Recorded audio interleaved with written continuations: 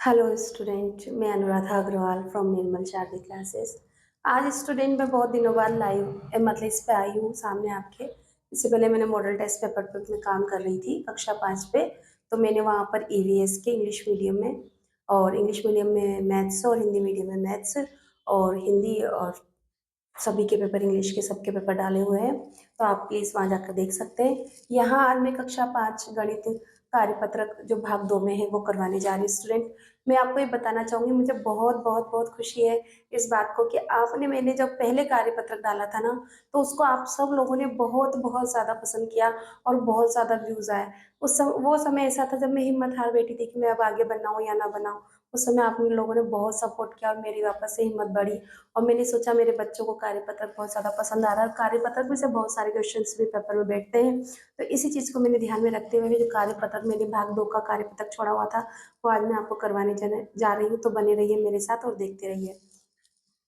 तो यहाँ देखिए कक्षा 5 गणित का जो कार्यपत्रक है, जो भाग 2 पे है, दी गई संख्याओं को शब्दों में और विस्तारित रूप में लिखना है। तो यहाँ पर मैं सॉल्यूशन देती हूँ। हमारा हल नंबर 1, हल 1। तो दी गई संख्या क्या है पहले वाले में? 24,056। तो सबसे पहले तो उन्होंने कहा कि शब्दों में लिखो, तो मैं यहाँ लिखती हूँ 24,056। ठीक है।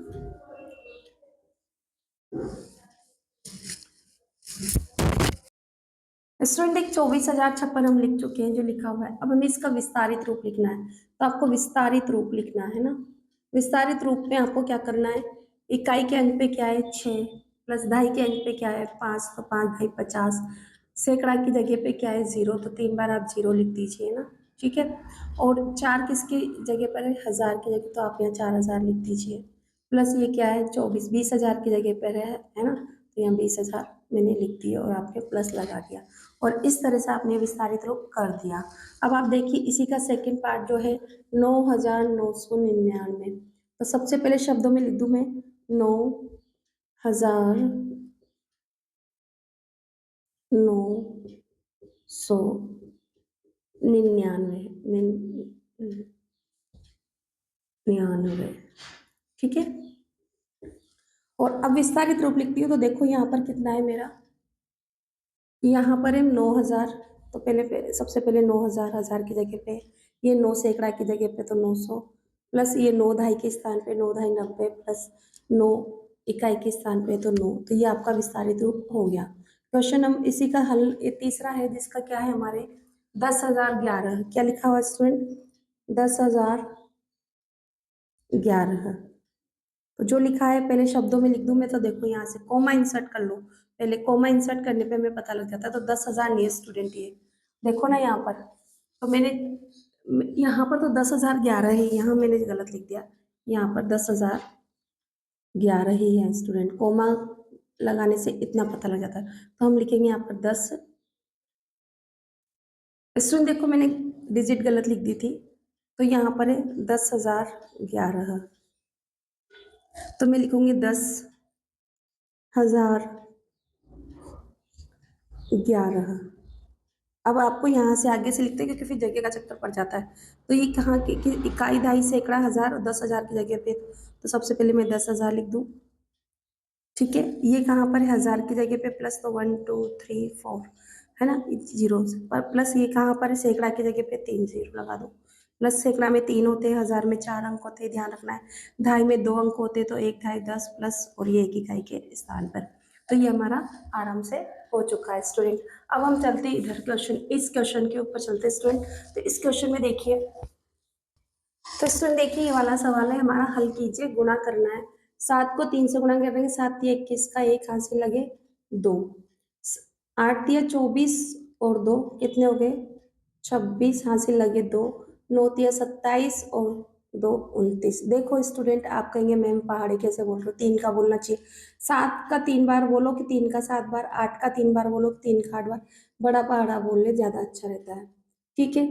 2 सत्ते 7 दूनी 14 के 4 हाथ से लगा 1। 8 2 अट्ठे 16 या 8 दुआ 16 और 1 17 के 7 हाथ से लगा 1। 9 दुआ 18 और 1 19।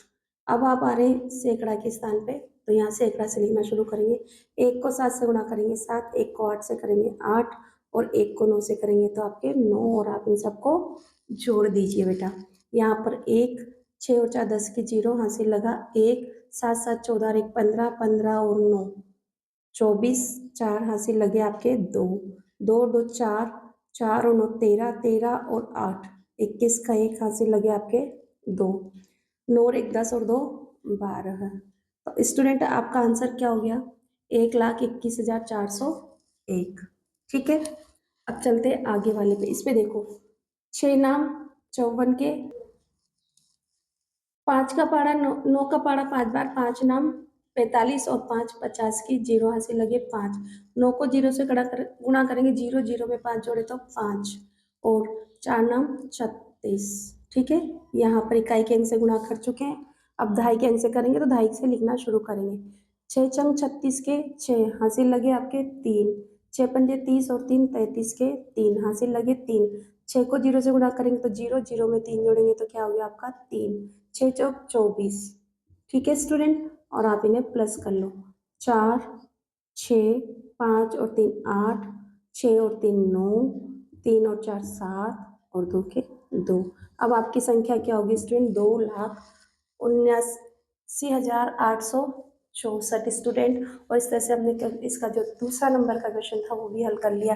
चलते हैं थर्ड नंबर पे।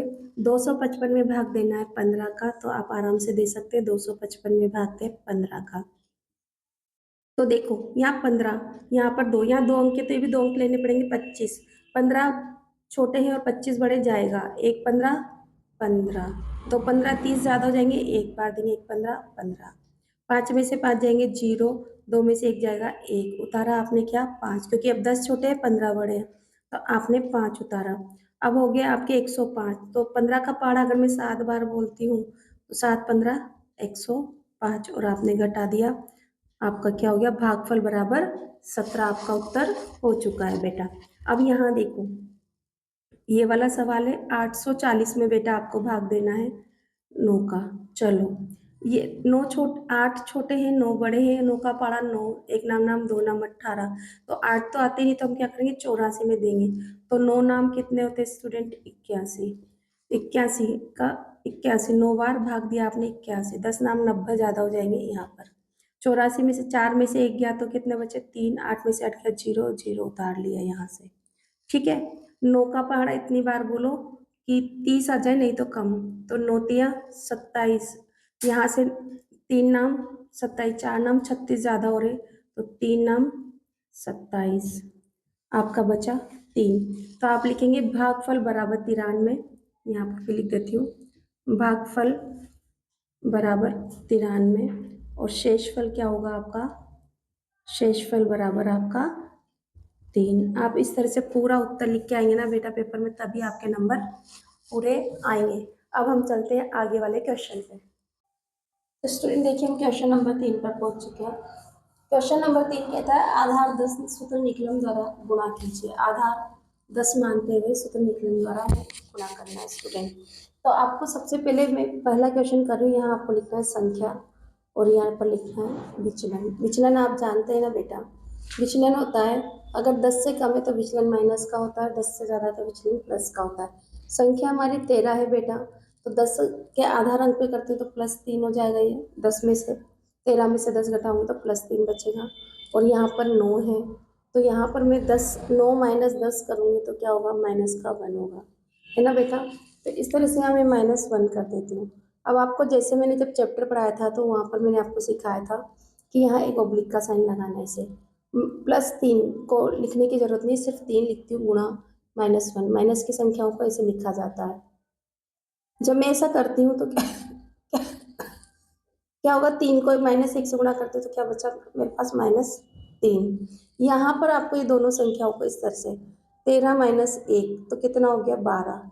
आपका ऑब्लिक का साइन ऐसे कैसे ही। अब देखो यहाँ पर स्टूडेंट ये 12 की जगह आपको क्या करना, या तो आप 120 पढ़ लें या 12 में से यहाँ पर एक उधार इधर दे दें, क्योंकि यहाँ माइनस की संख्या तो जैसे उधार में लेंगे। तो यहाँ कितना हो गया? 10, 10 में से 3 जाएंगे तो क्या बचा? 7, और यहाँ पर रह गया 1 और एक आगे है इसे 11।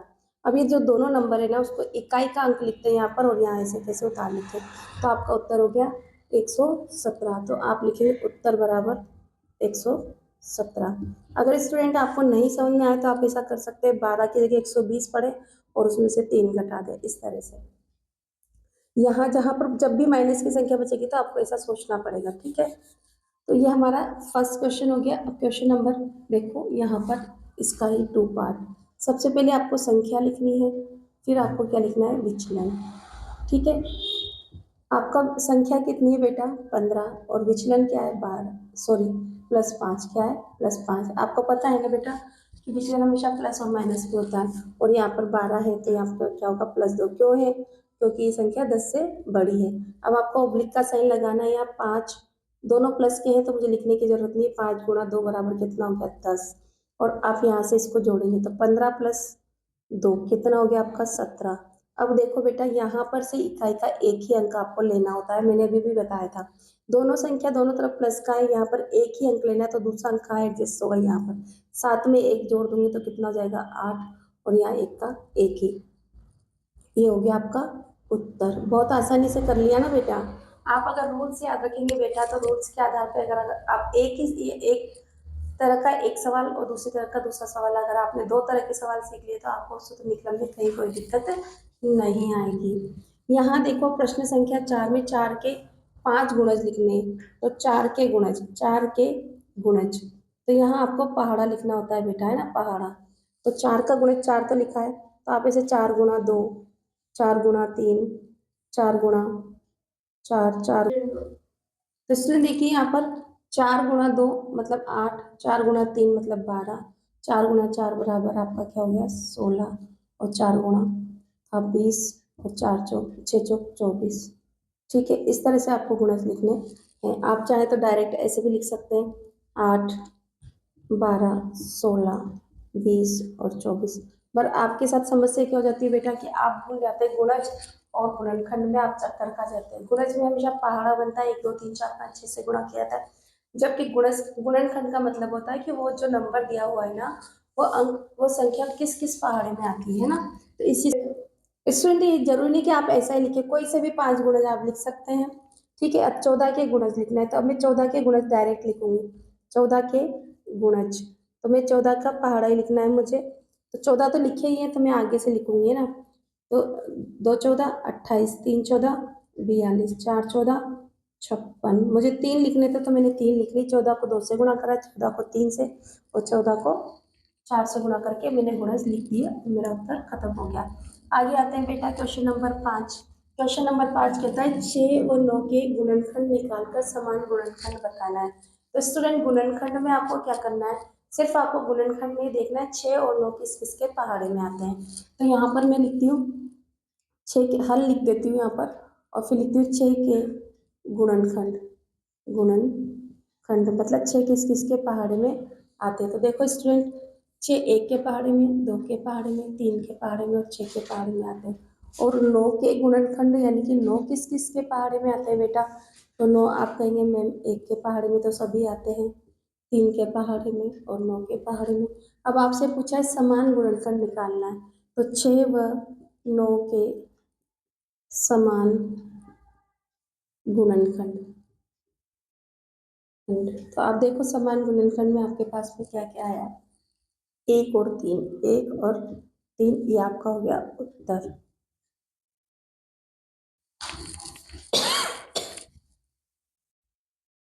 देखो बेटा, हम क्वेश्चन नंबर 6 पे हैं।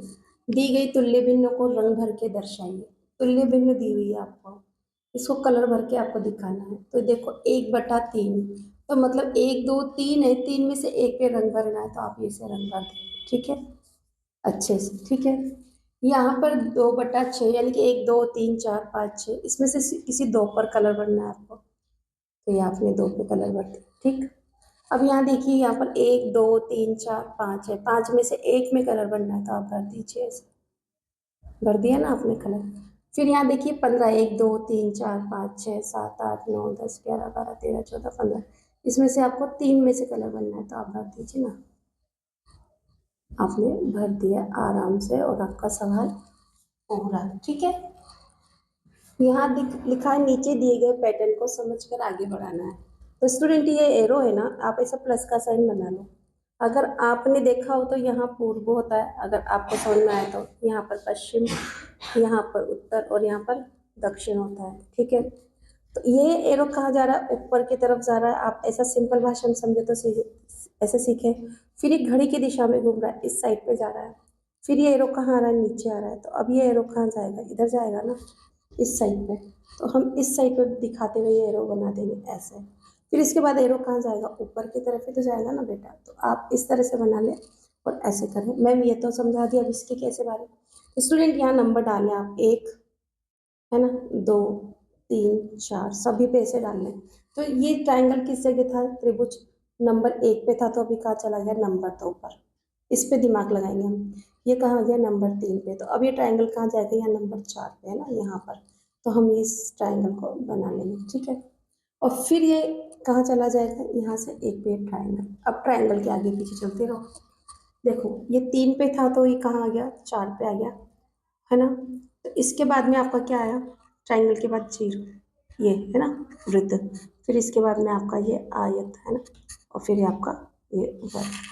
फिर यहाँ से चले, ट्राइंगल के बाद में आपका क्या चल रहा था, ये चल रहा था सर्कल यानी कि वृत्त। फिर आपका क्या कर चल रहा है, आयत। और फिर आपका क्या आ रहा है यहाँ पर, वर्ग। तो इस तरह से अगर आपने नंबरिंग करके देख लिया तो आप इजीली आप इसको कर लेंगे। और इस तरह से ये आज हमारा कार्यपत्रक जो था भाग दो का, कक्षा 5 गणित का, वो हमने कंप्लीट कर लिया। आई होप आपको समझ में आएगा। यदि समझ में आए तो मेरे वीडियो को लाइक शेयर सब्सक्राइब जरूर कीजिए। Thank you for watching my channel.